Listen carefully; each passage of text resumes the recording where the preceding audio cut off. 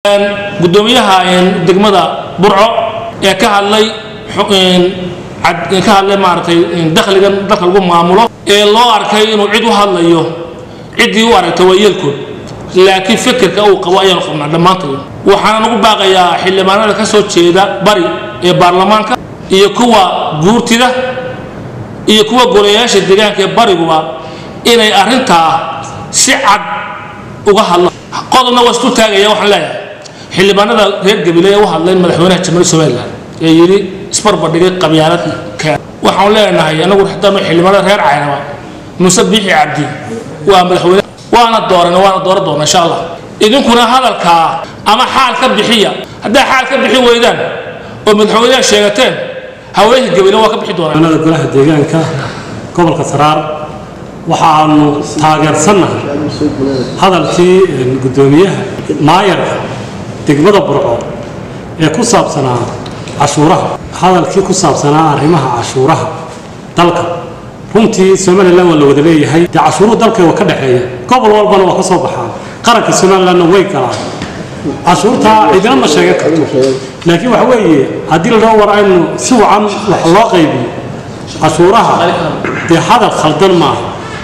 arintaas waa arrin meesha ku jirta waana arrin aan anagu taageersanay doonay gobolada bari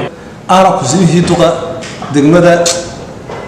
وحنا قبا حلبانا قالها الدجاجة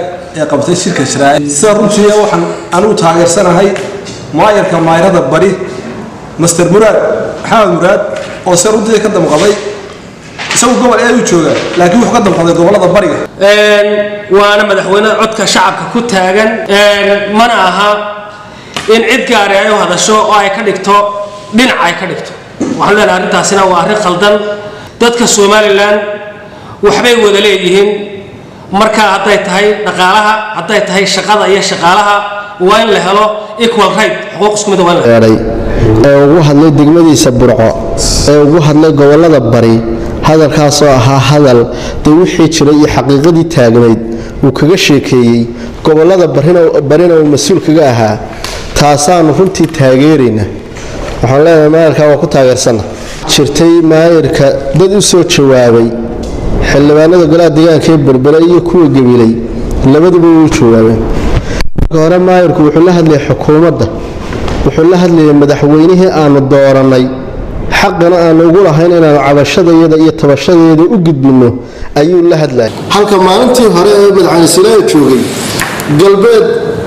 iyo dadka galbeedku ka hadlayay annaguna aanu aamusnayn madaxweyne maanta waa kula hadlaynaa waxa tiraahdaa anaa la ila hadlayaa idinka la idin lama hadlin Gabileyna lama hadlin joojiyo jawaaba taa madaxweyne adaanu ka codsanayna waana ku taageersanahay waxaanu ka hadlaynaa dulmiyada jira waxa weeye horta waxaan leenahay xildhibaanada baarlamaanka iyo golaha guurtida khaasatan kuwa ka soo jeeda bariga waxaan leenahay xaquuqdii bari waa maqanta idinkuna dad aan ogeyn baad u muuqataa maanta idin ogeysiinayna hadeedinaan hore ogeyn marka daawataan warka ka fadhiga oo xaqii gobolada bari doona